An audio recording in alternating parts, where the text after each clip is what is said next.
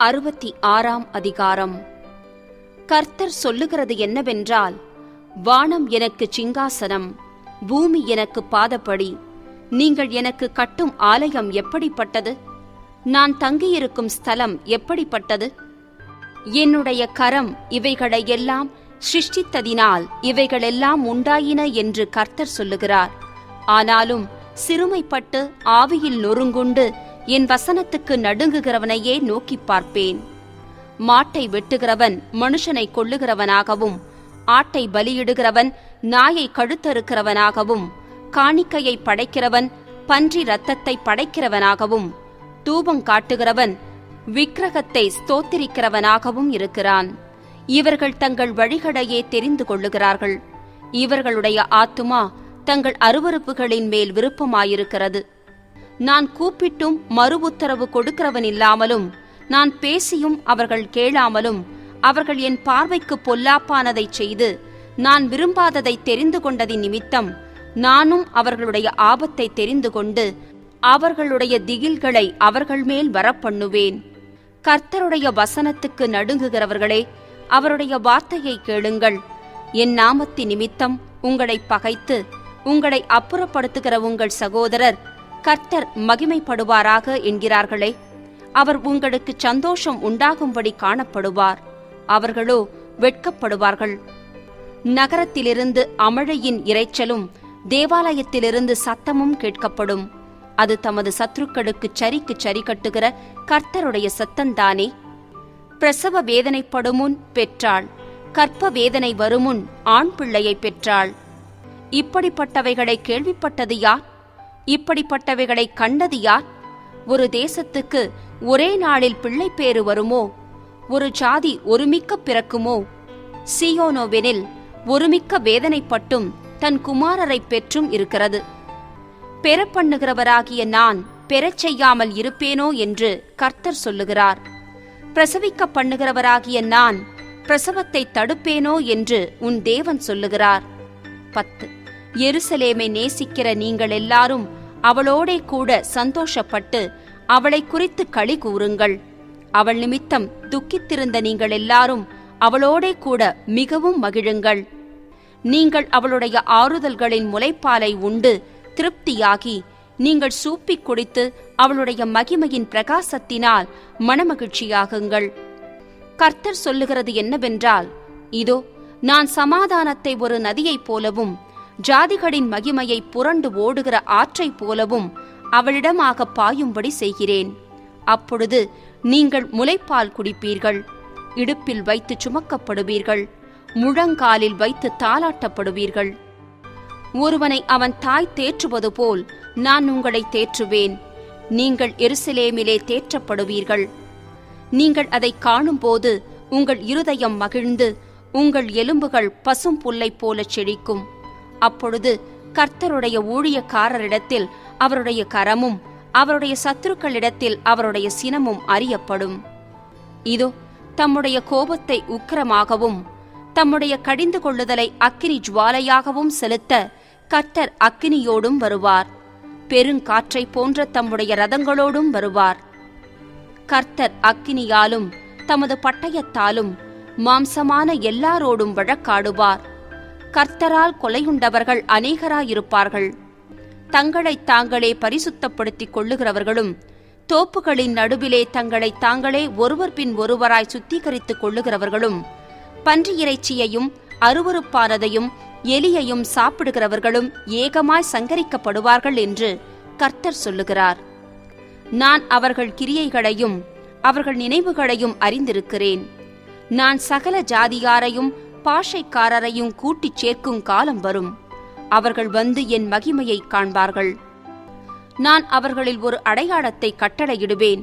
அவர்களில் தப்பினவர்களை என் கீர்த்தியை கேளாமலும் என் மகிமையை காணாமலும் இருக்கிற ஜாதிகளின் தேசங்களாகிய தர்ஷீசுக்கும், வில்வீரர் இருக்கிற பூலுக்கும், லூதுக்கும், தூபாலுக்கும், யாவானுக்கும், தூரத்திலுள்ள தீவுகளுக்கும் அனுப்புவேன்.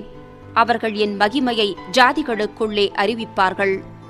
இஸ்ரவேல் புத்திரர் சுத்தமான பாத்திரத்தில் காணிக்கையை கர்த்தருடைய ஆலயத்துக்கு கொண்டு வருகிறது போல உங்கள் சகோதரர் எல்லாரையும் அவர்கள் குதிரைகளின் மேலும் இரதங்களின் மேலும் குலாரி பண்டில்களின் மேலும் கோவேறு கழுதைகளின் மேலும் வேகமான ஒட்டகங்களின் மேலும் சகல ஜாதிகளிடத்திலுமிருந்து எருசலேமிலுள்ள கர்த்தருக்கு காணிக்கையாக என் பரிசுத்த பர்வதத்துக்கு கொண்டு வருவார்கள் என்று கர்த்தர் சொல்லுகிறார்.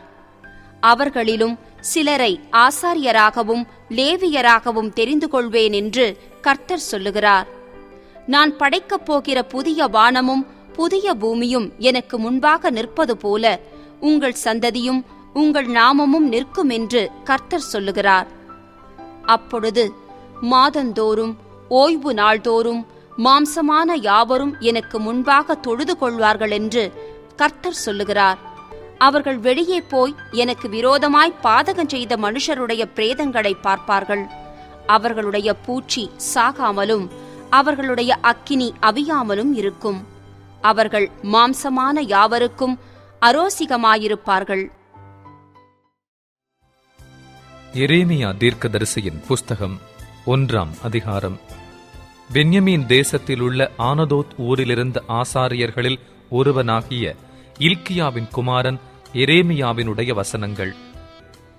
ஆமோனுடைய குமாரனாகிய யோசியா என்கிற யூதாவுடைய ராஜாவின் நாட்களில் அவன் அரசாண்ட 13ஆம் வருஷத்தில் இவனுக்கு கர்த்தருடைய வார்த்தை உண்டாயிற்று. அப்புறம் யோசியாவின் குமாரனாகிய யோயாக்கீம் என்கிற யூதாவுடைய ராஜாவின் நாட்களிலும் யோசியாவின் குமாரனாகிய சிதேக்கியா என்கிற யூதாவுடைய ராஜாவின் 11ஆம் வருஷத்து முடிவு மட்டாகவும் எருசலேம் ஊரார் 5ஆம் மாதத்தில் சிறைப்பட்டு போகும் வரைக்கும் கர்த்தருடைய வார்த்தை அவனுக்கு உண்டாயிற்று. கர்த்தருடைய வார்த்தை எனக்கு உண்டாகி அவர், நான் உன்னை தாயின் வயிற்றில் உருவாக்கும் முன்னே உன்னை அறிந்தேன். நீ கர்ப்பத்திலிருந்து வெளிப்படும் முன்னே நான் உன்னை பரிசுத்தம் பண்ணி உன்னை ஜாதிகளுக்கு தீர்க்கதரிசியாக கட்டளையிட்டேன் என்று சொன்னார். அப்பொழுது நான், கர்த்தராகிய ஆண்டவரே, இதோ நான் பேச அறியேன், சிறு பிள்ளையாயிருக்கிறேன் என்றேன். ஆனாலும் கர்த்தர், நான் சிறு பிள்ளை என்று நீ சொல்லாதே, நான் உன்னை அனுப்புகிற எல்லாரிடத்திலும் நீ போய் நான் உனக்கு கட்டளையிடுகிறவைகளையெல்லாம் நீ பேசுவாயாக. நீ அவர்களுக்கு பயப்பட வேண்டாம், உன்னை காக்கும் படிக்க நான் உன்னுடனே இருக்கிறேன் என்று கர்த்தர் சொல்லி, கர்த்தர் தமது கரத்தை நீட்டி என் வாயை தொட்டு, இதோ என் வார்த்தைகளை உன் வாயிலே வைக்கிறேன். பார், பிடுங்கவும் இடிக்கவும் அழிக்கவும் கவிழ்க்கவும் கட்டவும் நாட்டவும் உன்னை நான் இன்றைய தினம் ஜாதிகளின் மேலும் ராஜ்யங்களின் மேலும் ஏற்படுத்தினேன் என்று கர்த்தர் என்னுடனே சொன்னார். பின்னும் கர்த்தருடைய வார்த்தை எனக்கு உண்டாகி அவர், எரேமியாவே, நீ என்னத்தை காண்கிறாய் என்று கேட்டார். வாதுமை மரத்தின் கிளையை காண்கிறேன் என்றேன். அப்பொழுது கர்த்தர், நீ கண்டது சரியே, என் வார்த்தையை தீவிரமாய் நிறைவேற்றுவேன் என்றார். கர்த்தருடைய வார்த்தை 2ஆம் தரம் எனக்கு உண்டாகி அவர், நீ காண்கிறது என்ன என்று கேட்டார். பொங்குகிற பானையை காண்கிறேன், அதன் வாய் வடக்கே இருந்து நோக்குகிறது என்றேன். அப்பொழுது கர்த்தர் என்னை நோக்கி, வடக்கே இருந்து தீங்கு தேசத்தினுடைய குடிகள் எல்லார் மேலும் வரும். இதோ நான் வடதிசை ராஜ்யங்களின் வம்சங்களையெல்லாம் கூப்பிடுவேன் என்று கர்த்தர் சொல்லுகிறார். அவர்கள் வந்து அவனவன் தன் தன் சிங்காசனத்தை எருசலேமின் ஒலிமுக வாசல்களுக்கும் அதன் சுற்று மதில்கள் எல்லாவற்றிற்கும் விரோதமாகவும் யூதா தேசத்து எல்லா பட்டணங்களுக்கும் விரோதமாகவும் வைப்பார்கள். அவர்கள் என்னை விட்டு அந்நிய தேவர்களுக்கு தூபம் காட்டி தங்கள் கைகளின் கிரியையை பணிந்து கொண்ட அவர்களுடைய சகல தீமைகளின் நிமித்தமும் நான் என் நியாய தீர்ப்புகளை அவர்களுக்கு விரோதமாக கூறுவேன். ஆகையால் நீ உன் அறையை கட்டிக்கொண்டு நின்று நான் உனக்கு கட்டளையிடுகிறவைகளையெல்லாம் அவர்களுக்குச் சொல். நான் உன்னை அவர்களுக்கு முன்பாக கலங்க பண்ணாத படிக்க நீ அவர்கள் முகத்துக்கு அஞ்சாதிரு.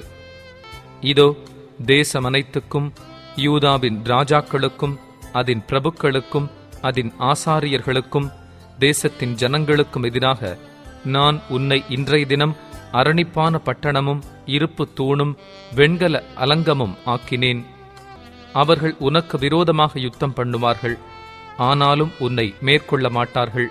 உன்னை இரட்சிக்கும் படிக்க நான் உன்னுடனே இருக்கிறேன் என்று கர்த்தர் சொல்லுகிறார்.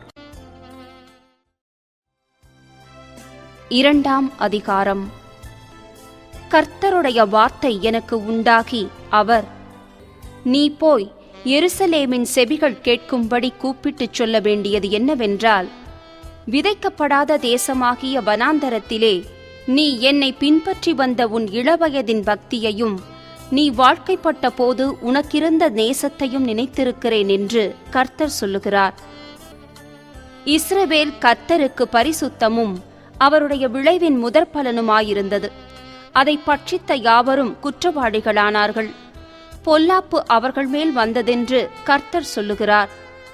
யாக்கோபின் குடும்பத்தாரே, இஸ்ரவேல் குடும்பத்தின் வம்சங்களே, நீங்கள் எல்லாரும் கர்த்தருடைய வார்த்தையை கேளுங்கள். கர்த்தர் சொல்லுகிறது என்னவென்றால், எங்களை எகிப்து தேசத்திலிருந்து வரப்பண்ணினவரும் அவாந்தர வெளியும் பள்ளங்களுமுள்ள தேசமும் வறட்சியும் மரண இருளுமுள்ள தேசமும் ஒருவனும் கடவாமலும் ஒரு மனுஷனும் குடியிராமலும் இருக்கிற தேசமுமான வனாந்தரத்தில் எங்களை நடத்தினவருமாகிய கர்த்தர் எங்கே என்று உங்கள் பிதாக்கள் கேளாமல் என்னை விட்டு தூரப்பட்டு மாயையை பின்பற்றி வீணராய் போகிறதற்கு என்னிடத்தில் என்ன அநியாயத்தைக் கண்டார்கள்? செழிப்பான தேசத்தின் கனியையும் நன்மையையும் சாப்பிடும்படிக்கு நான் உங்களை அவ்விடத்துக்கு அழைத்து கொண்டு வந்தேன். ஆனாலும் நீங்கள் அதற்குள் பிரவேசித்த போது என் தேசத்தை தீட்டுப்படுத்தி என் சுதந்திரத்தை அருவருப்பாக்கினீர்கள். கர்த்தர் எங்கே என்று ஆசாரியர்கள் சொல்லாமலும் வேதத்தை போதிக்கிறவர்கள் என்னை அறியாமலும் இருந்து மேய்ப்பர்கள் எனக்கு துரோகம் பண்ணினார்கள். தீர்க்கதரிசிகள் பாகாலை கொண்டு தீர்க்க தரிசனம் சொல்லி வீணானவைகளை பின்பற்றினார்கள். ஆதலால் இன்னும் நான் உங்களோடே வழக்காடுவேன், உங்கள் பிள்ளைகளின் பிள்ளைகளோடும் வழக்காடுவேன் என்று கர்த்தர் சொல்லுகிறார்.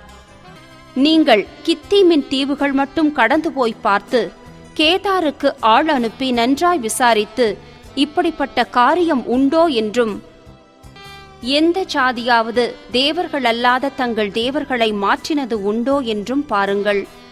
என் ஜனங்களோ வீணானவைகளுக்காக தங்கள் மகிமையை மாற்றினார்கள். வானங்களே, இது நிமித்தம் பிரமித்து கொந்தளித்து மிகவும் திடுக்கிடுங்கள் என்று கர்த்தர் சொல்லுகிறார். என் ஜனங்கள் 2 தீமைகளை செய்தார்கள். ஜீவ தண்ணீர் ஊற்றாகிய என்னை விட்டுவிட்டார்கள். தண்ணீர் நிற்காத தொட்டிகளாகிய வெடிப்புள்ள தொட்டிகளை தங்களுக்கு வெட்டி கொண்டார்கள்.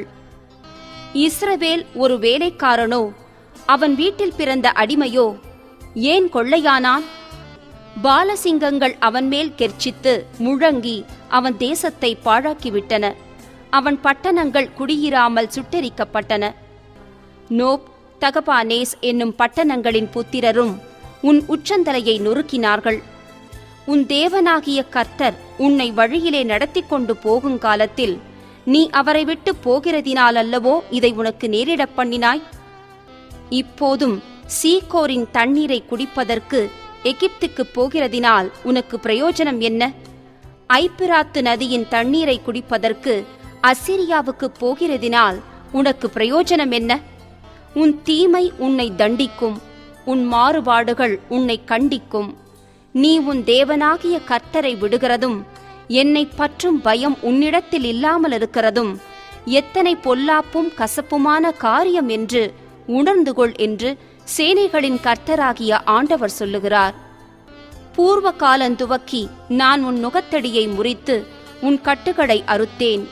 நான் அடிமைப்படுவதில்லை என்று நீயும் சொன்னாயே. ஆகிலும் உயரமான சகல மேட்டின் மேலும் பச்சையான சகல மரத்தின் கீழும் நீ வேசியாய் திரிகிறாய்.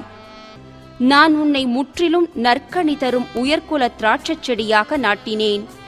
நீ எனக்கு காட்டு திராட்சைச் செடியின் ஆகாத கொடிகளாய் மாறிப்போனது என்ன? நீ உன்னை உவர் மண்ணினாலே கழுவி அதிக சௌக்காரத்தை கையாடினாலும் உன் அக்கிரமத்தின் கரைகள் எனக்கு முன்பாக இருக்கும் என்று கர்த்தராகிய ஆண்டவர் சொல்லுகிறார். நான் தீட்டுப்படவில்லை, நான் பாகால்களை பின்பற்றவில்லை என்று நீ எப்படி சொல்லுகிறாய்? பள்ளத்தாக்கிலே நீ நடக்கிற மார்க்கத்தை பார், நீ செய்ததை உணர்ந்து கொள். தாறுமாறாய் ஓடுகிற வேகமான பெண்ணொட்டகம் நீ. வனாந்தரத்திலே பழகினதும் தன் இச்சையின் மதவெறியிலே காற்றை உட்கொள்ளுகிறதுமான காட்டுக்கழுதை நீ. அதன் ஆவலை நிறுத்தி அதை திருப்புகிறவன் யார்? அதை தேடுகிறவர்கள் ஒருவரும் வருத்தப்பட வேண்டியதில்லை. அதன் மாசத்தில் அதை கண்டுபிடிப்பார்கள்.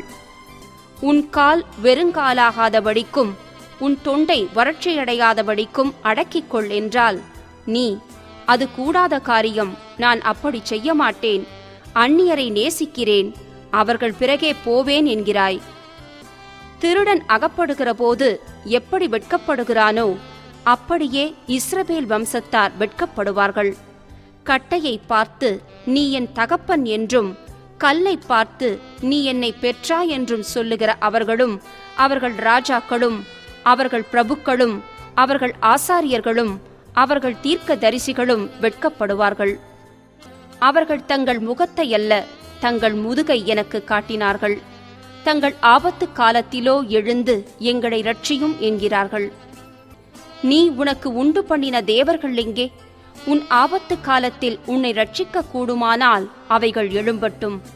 யூதாவே, உன் பட்டணங்களின் இலக்கமும் உன் தேவர்களின் இலக்கமும் சரி. என்னோட நீங்கள் வழக்காடுவானேன்? நீங்கள் அனைவரும் எனக்கு விரோதமாய் துரோகம் பண்ணினீர்கள் என்று கர்த்தர் சொல்லுகிறார். நான் உங்கள் பிள்ளைகளை அடித்தது விருதா. சிட்சையை ஏற்றுக்கொள்ளாமற் போனார்கள். அழிக்கிற சிங்கத்தைப் போல உங்கள் பட்டயம் உங்கள் தீர்க்க தரிசிகளை பட்சித்தது. சந்ததியாரே, நீங்கள் கர்த்தருடைய வார்த்தையை சிந்தித்துப் பாருங்கள். நான் இஸ்ரவேலுக்கு வனாந்தரமும் காரிருளான பூமியுமாக இருந்தேனோ? பின்ன ஏன் என் ஜனங்கள், நாங்களே எஜமான்கள், இனி உம்மிடத்தில் நாங்கள் வருவதில்லை என்று சொல்லுகிறார்கள்? ஒரு பெண் தன் ஆபரணத்தையும் ஒரு மணவாட்டி தன் ஆடைகளையும் மறப்பாளோ? என் ஜனங்களோ எண்ணி முடியாத நாட்களாய் என்னை மறந்துவிட்டார்கள். நேசத்தை தேடும்படிக்கு நீ உன் வழிகளை நயப்படுத்துகிறதென்ன? இவ்விதமாய் நீ பொல்லாத ஸ்திரீகளுக்கும் உன் வழிகளை கற்றுக் கொடுத்தாய். உன் வஸ்திர ஓரங்களிலும் குற்றமில்லாத ஏழை ஆத்துமாக்களின் இரத்தம் காணப்படுகிறது. அதை தோண்டி தேடுகிறதினால் அல்ல, அது எல்லாவற்றின் மேலும் வெளியாயிருக்கிறதினால் அதை கண்டுபிடித்தேன்.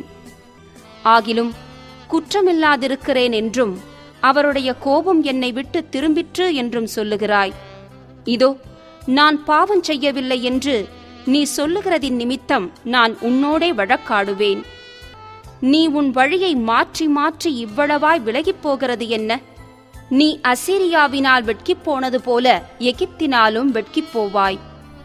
நீ உன் கைகளை உன் தலையின் மேல் வைத்துக்கொண்டு இவ்விடத்திலிருந்து புறப்பட்டு போவாய். ஏனெனில் உன் நம்பிக்கைகளை கர்த்தர் வெறுத்திருக்கிறார். அவைகளால் உனக்கு காரியம் வாய்க்காது. 3ஆம் அதிகாரம். ஒரு புருஷன் தன் மனைவியை தள்ளிவிட அவள் அவனிடத்திலிருந்து புறப்பட்டு போய் அந்நிய புருஷனுக்கு மனைவியானால் அவன் அவளிடத்தில் இனி திரும்பப் போவானோ? அந்த தேசம் மிகவும் தீட்டுப்படுமல்லவோ என்று மனுஷர் சொல்லுவார்கள். நீயோவென்றால் அநேக நேசரோடே வேசித்தனம் பண்ணினாய். ஆகிலும் என்னிடத்திற்கு திரும்பி வா என்று கர்த்தர் சொல்லுகிறார்.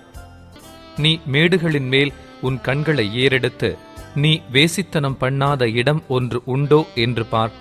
வனாந்தரத்திலே அரபியன் காத்து கொண்டிருக்கிறது போல நீ வழி ஓரங்களில் உன் நேசருக்கு காத்து கொண்டிருந்து உன் வேசித்தனங்களாலும் உன் அக்கிரமங்களாலும் தேசத்தை தீட்டுப்படுத்தினாய். அது நிமித்தம் மழை வருஷியாமலும் பின்மாறி இல்லாமலும் போயிற்று. உனக்கோ சோரஸ்திரீயின் நெற்றி இருக்கிறது, நீயோ நாணமாட்டேன் என்கிறாய். நீ இது முதல் என்னை நோக்கி, என் பிதாவே, தேவரீர் என் இளவயதின் அதிபதி என்று சொல்லி சதா காலமும் கோபத்தை வைப்பாரோ, அதை என்றென்றைக்கும் காப்பாரோ என்கிறாய் அல்லவோ? இதோ, இப்படி நீ சொல்லியும் பொல்லாப்புகளை செய்து மிஞ்சிப் போகிறாய் என்கிறார். யோசியா ராஜாவின் நாட்களிலே கர்த்தர் என்னை நோக்கி, சீர்கெட்ட இஸ்ரவேல் என்பவள் செய்ததை கண்டாயா?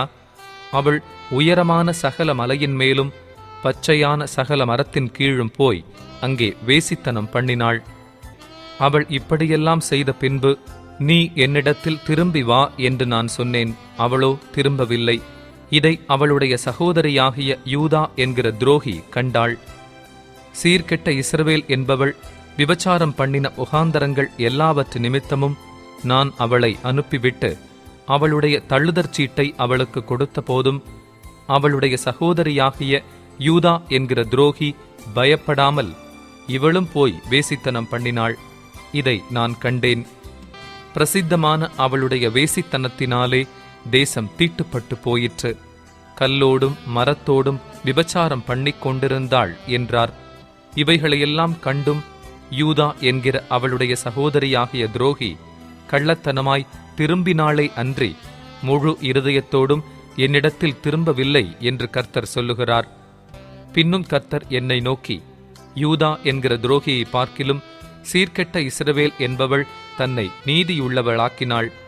நீ போய் வடதிசையை நோக்கி கூற வேண்டிய வார்த்தைகள் என்னவென்றால், சீர்கெட்ட இஸ்ரவேலே திரும்பு என்று கர்த்தர் சொல்லுகிறார்.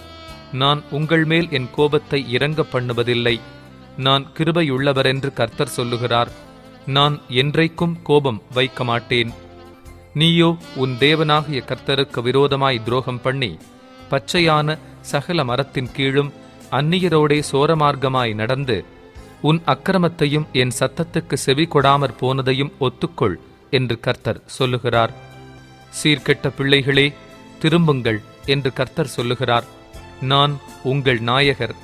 நான் உங்களை ஊரில் ஒருவனும் வம்சத்தில் 2 பேருமாக தெரிந்து உங்களை சீயோனுக்கு அழைத்து கொண்டு வந்து உங்களுக்கு என் இருதயத்துக்கு ஏற்ற மேய்ப்பர்களை கொடுப்பேன். அவர்கள் உங்களை அறிவோடும் புத்தியோடும் மேய்ப்பார்கள். நீங்கள் தேசத்திலே பெருகி பலுகுகிற அந்நாட்களிலே அவர்கள் கர்த்தருடைய உடன்படிக்கை பெட்டி என்று இனி சொல்வதில்லை. அது அவர்கள் மனதில் எழும்புவதும் இல்லை. அது அவர்கள் நினைவில் வருவதும் இல்லை. அதை குறித்து விசாரிப்பதும் இல்லை. அது இனி செப்பனிடப்படுவதும் இல்லை என்று கர்த்தர் சொல்லுகிறார். அக்காலத்திலே எருசலேமை கர்த்தருடைய சிங்காசனம் என்பார்கள். சகல ஜாதியாரும் எருசலேமில் விளங்கிய கர்த்தருடைய நாமத்தின் நிமித்தம் அதனிடமாக சேர்வார்கள். அவர்கள் இனி தங்கள் பொல்லாத இருதயத்தின் இச்சையின்படி நடவார்கள். அந்நாட்களிலே யூதா வம்சத்தார் இஸ்ரவேல் வம்சத்தாரோடே சேர்ந்து அவர்கள் ஏகமாய் வடதேசத்திலிருந்து புறப்பட்டு நான் தங்கள் பிதாக்களுக்கு சுதந்திரமாக கொடுத்த தேசத்திற்கு வருவார்கள். நான் உன்னை பிள்ளைகளின் வரிசையிலே வைத்து ஜனக்கூட்டங்களுக்குள்ளே நல்ல சுதந்திரமாகிய தேசத்தை உனக்கு கொடுப்பது எப்படி என்று சொன்னேன். ஆனாலும் நீ என்னை நோக்கி என் பிதாவே என்று அழைப்பாய்.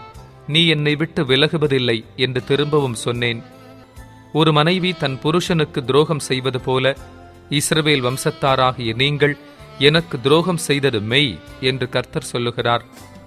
இஸ்ரவேல் புத்திரர் தங்கள் வழியை மாறுபாடாக்கி தங்கள் தேவனாகிய கர்த்தரை மறந்தது நிமித்தம் அழுது கொண்டு விண்ணப்பம் செய்யும் சத்தம் உயர்ந்த ஸ்தானங்களிலே கேட்கப்படும். சீர்கெட்ட பிள்ளைகளே, திரும்புங்கள், உங்கள் சீர்கேடுகளை குணமாக்குவேன் என்றார். இதோ உம்மிடத்தில் வருகிறோம். நீரே எங்கள் தேவனாகிய கர்த்தர்.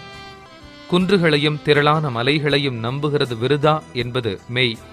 இஸ்ரவேலின் இரட்சிப்பு எங்கள் தேவனாகிய கர்த்தருக்குள் இருப்பது என்பது மெய்யே. இந்த லட்சையானது எங்கள் சிறு வயது முதல் எங்கள் பிதாக்களுடைய பிரயாசத்தையும் அவர்கள் ஆடுகளையும் மாடுகளையும் அவர்கள் குமாரரையும் குமாரத்திகளையும் பட்சித்து போட்டது. எங்கள் லட்சையிலே கிடக்கிறோம். எங்கள் அவமானம் எங்களை மூடியிருக்கிறது. நாங்களும் எங்கள் பிதாக்களும் எங்கள் சிறு வயது முதல் இந்நாள் வரைக்கும் எங்கள் தேவனாகிய கர்த்தருக்கு விரோதமாக பாவம் செய்தோம். எங்கள் தேவனாகிய கர்த்தருடைய சொல்லை கேளாமலும் போனோம்.